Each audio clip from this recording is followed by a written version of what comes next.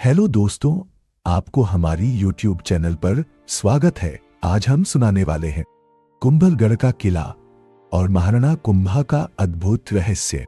रात का सन्नाटा फैला हुआ था। चांदनी में नहाया हुआ कुंभलगढ़ का किला अरावली पर्वत श्रृंखलाओं के बीच राजसी गरिमा के साथ खड़ा था।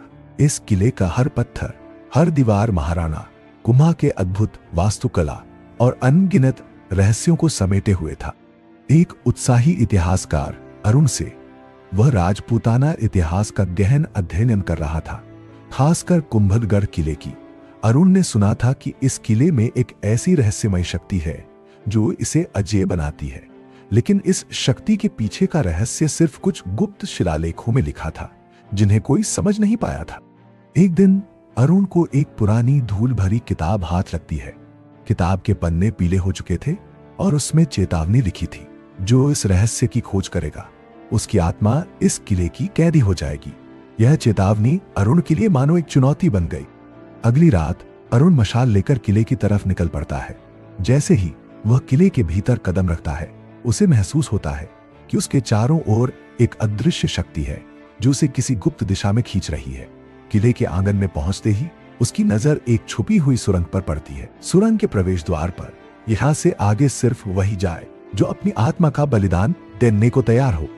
अरुण बिना किसी डर के सुरंग में प्रवेश करता है। सुरंग के अंदर अंधेरा और खामोशी थी। दीवारों पर अजीब अजीब चित्र बने हुए थे और अजीब सी गंध फैली हुई थी।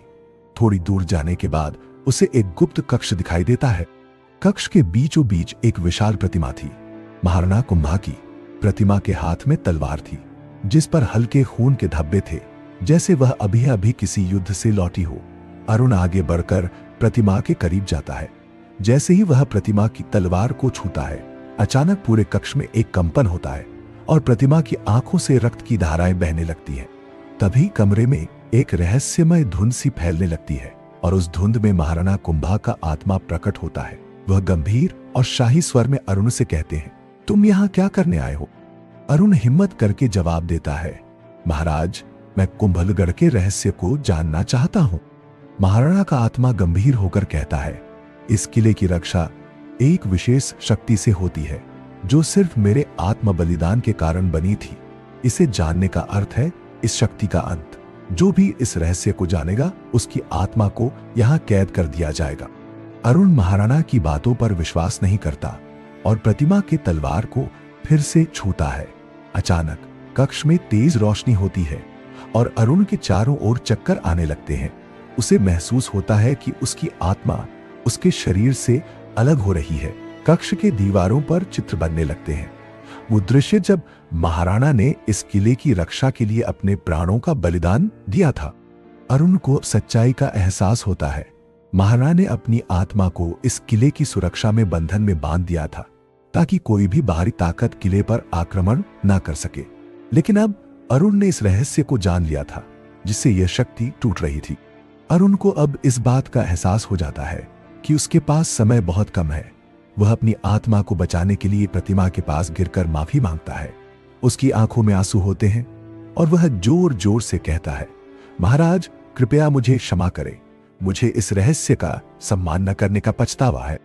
उसकी विनती सुनकर महाराणा का आत्मा क्षण भर के लिए रुकता है। उनकी आंखों में दया के भाव आते हैं। अचानक प्रतिमा की तलवार से एक तेज प्रकाश की किरण निकलती है और अरुण के चारों ओर फैल जाती है। उसकी आत्मा वापस उसके शरीर में लौट आती है।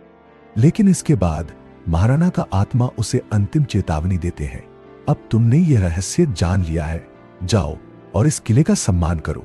इस रहस्य को अब कभी किसी से साझा मत करना।